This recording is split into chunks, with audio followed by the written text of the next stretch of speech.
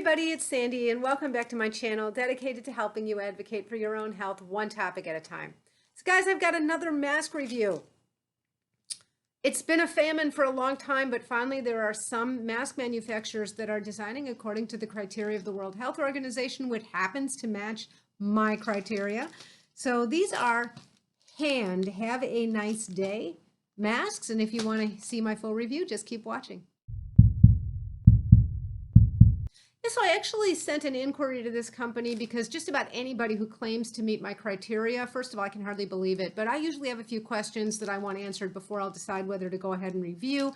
I heard back from the designer of the mask who founded the company, and she sent me 2 of these to go ahead and try for review. So they're both the same. They have 2 different styles. There's the active and the commuter. So she sent me the active, and the color they sent me was slate, which I really like. I love grays and blues, as you guys know. So their masks retail for $21 a piece. I don't see any kind of a package deal where if you buy more quantity, it's less, but you do have a free shipping once you get to $50 worth of merchandise. So essentially, if you buy 3 masks, you get free shipping. Now that price point does seem a little bit high when I think about and compare it to the ones that I have recommended in the fabric mask category that meet my criteria. So that would really be the Stark's mask and the DNA masks. The DNA being more expensive, but those are 17 something a piece. Sometimes they go on sale, and then we have our coupon code. The shipping and handling is $4.90 unless you buy $50 worth of merchandise, so essentially 3 masks will get you free shipping. Now they are one size fits most, and they do come with ear loop design only with an adjustable ear loop. It's got like a D-ring on it that I'm going to show you. Now, as I said, they claim to meet criteria, so we should find a hydrophobic outer layer, a hydrophilic inner layer, and in the middle they say they have one layer of polypropylene. Now they also have a couple of nice features. One is they've got kind of a silicone coating on the inside of the mask that follows along the length of the noseband. And it's not really tape or anything. It looks kind of like tape, but that silicone is just supposed to give you a little better seal when you lay it down on your nose. They also have a centerfold seam, including an angle here at the top of the nose. So this is supposed to kind of keep it away a little bit so that it's not right up against your nose and mouth. So I know some people really hate the mask touching their face. So this is supposed to help with that. And let me give you a look at the D-ring. So it's this kind of adjuster on the ear loop. Now I have this as tight as possible so that I don't already give away how it fits me. And the ear loops are these flat, elastic, stretchy straps. They're not hard and scratchy, though. They're really nice and soft. Now, it says that there's some kind of an antimicrobial and cationic yarn on the outer layer. I don't see any specs about that.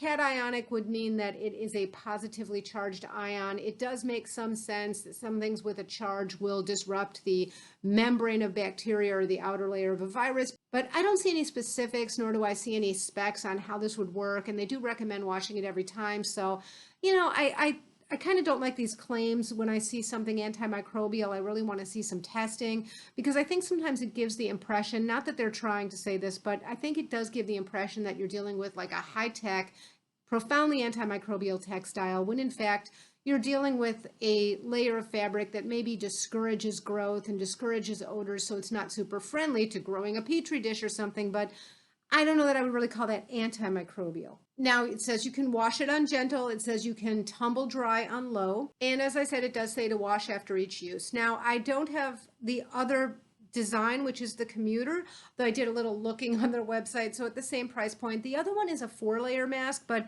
I don't think that one really meets our criteria anyway, because it looks like the outer layer of that one is actually cotton. And so it doesn't look to be water repellent. So I hope that they will correct me, put something down in the description box if I'm incorrect about that. But from what I could see on the website, only the active mask met the criteria that I'm looking for on this channel. All right, so I'm going to go ahead and put it on for you. One other thing I wanted to point out is it does have this little area that it kind of conforms under the chin to, not only at the top by the nose. All right, so one thing I noticed about this immediately is that it's pretty large. Now, so you can see it does conform nicely under my chin. I wouldn't say that this really keeps it away from the face. I don't feel like it's really pushing down on my mouth or anything, but I don't think that this is really long enough to have that substantial an impact. That said, I find it really comfortable. I don't find that it's really pressing on my face. Certainly if I take a big deep breath in, I can get that layer to suck in, but that's normal. And again, I think that's a good thing. A lot of people don't like it. I think it's in the plus column. Now, as far as the nose band, the nose, the extent of it is right out to here, so probably in line with my pupils.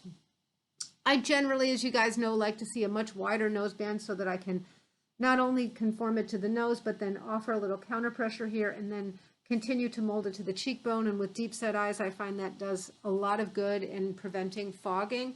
But that's not what we've got. So we've got a nose band that really gives you some leverage only on the nose. There is that silicone piece, so we're going to see how this works. Normally, a mask with a nose band like this would be fogging a lot on me, so we're going to find out. I do like that this is a little bit bulky in here, so I could see that depending on how it's sitting on you, that I could see opportunities for this to gap. That said, it doesn't seem to be gapping. If I blow out really hard, I don't feel it coming from this area. I feel it more up here.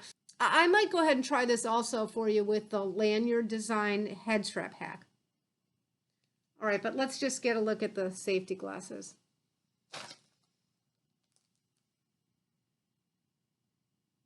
Yeah, I got a little bit of fogging, especially over here. Yeah, it's pretty significant. Okay, so I think that fogging is so individualized, and I'm always saying this, that, what I say helps for fogging, or something that doesn't fog on me, somebody else will say they have a lot of trouble with fogging. It really depends on the shape of your face, the size, the shape, the weight of your glasses, whatever. I find that for me, really the best antidote for fogging is that extra wide nose piece. There just doesn't seem to be any substitute for that. Sometimes the head strap hack will help because I think, again, these days when we're all talking about fit, the best thing really is to have a head strap or a head strap hack so that you can get some pull upwards instead of only back, and then you'll get better fit and conformity and better filtration with your mask overall. All right, so I'm going to go ahead and try it with my lanyard head strap hack that I reviewed a while back on this channel.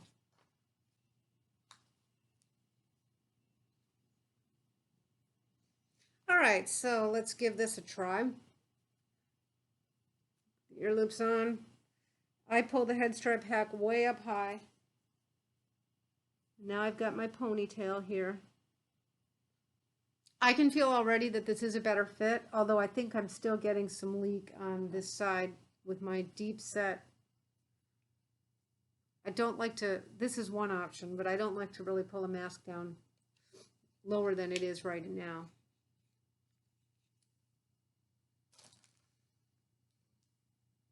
Yeah, I still have a lot of fogging with this. This is disappointing. Okay, so for me, this is not going to work without a shield. And even then, I don't think I want this much leak because it tells me something about the filtration.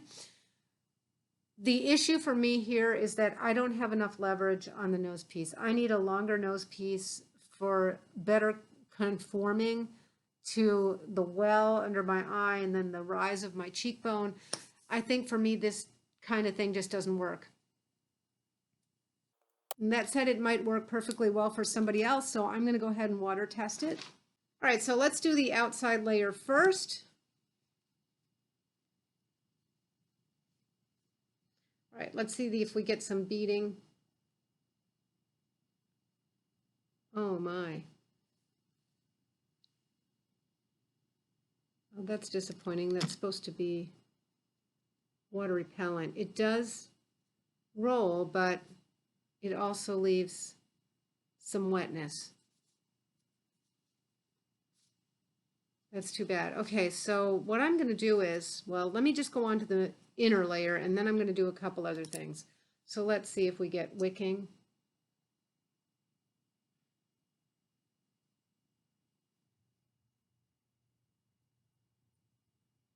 Well, that does wick, but it sort of seems like the outer layer in that it's slow. It's slow to wick. So normally I would do some crude water testing, and I'm going to, but I'm going to do it in this direction. I'm going to test the outside of the mask and see what happens since that layer did not appear to be completely water repellent. So I'm going to do a few droppers full here. And let's see what happens. So I should have this beating up and rolling off, but I don't. It took a moment, but it definitely went in, and it's not rolling off at all. Now, the good news is that it doesn't seem to be making the inner layer dry, so that means the polypropylene in there is doing its job. All right, so the only other thing that I can do is now we're going to have to see whether it's this layer or the polypropylene that's keeping it from going all the way through. So I'm going to cut this open, and I'm going to see what the inside of this layer is like and whether the polypropylene itself is holding water. Okay, so I've cut this open. You can see that it's all wet on the outer layer of the mask, and I'm just going to see. Now I can't show it to you, but this is the inside of that outer layer, and in fact, the inside of the outer layer is wet. And polypropylene is not, so I think the polypropylene is doing its job. Let's see if polypropylene holds the water and if the water beads up.